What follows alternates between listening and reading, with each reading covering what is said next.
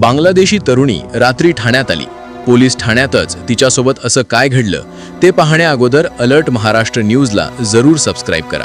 पुण्यातील फराजखाना पोलीस ठाण्यात घडलेल्या एका बेजबाबदार प्रकारामुळे पोलीस दलाच्या कार्यपद्धतीवर गंभीर प्रश्नचिन्ह उपस्थित झाले आहे.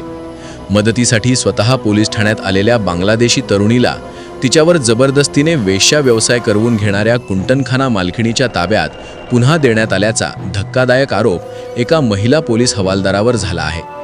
या प्रकरणात संबंधित कर्मचाऱ्याला निलंबित करण्यात आले आहे.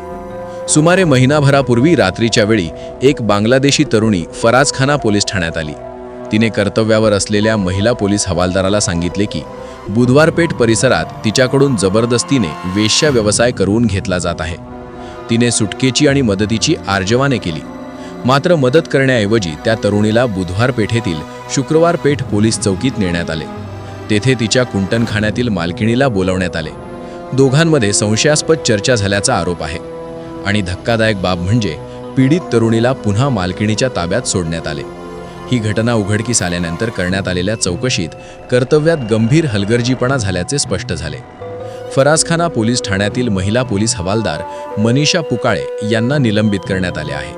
ही कारवाई परिमंडळ 1 चे पोलीस उपायुक्त कृषिकेश रावले यांनी केली असून आदेशात स्पष्टपणे नमूद करण्यात आले आहे की अत्यंत बेजबाबदारपणे कर्तव्य बजावून पोलीस दलाची प्रतिमा मलिन करण्यात आली आहे.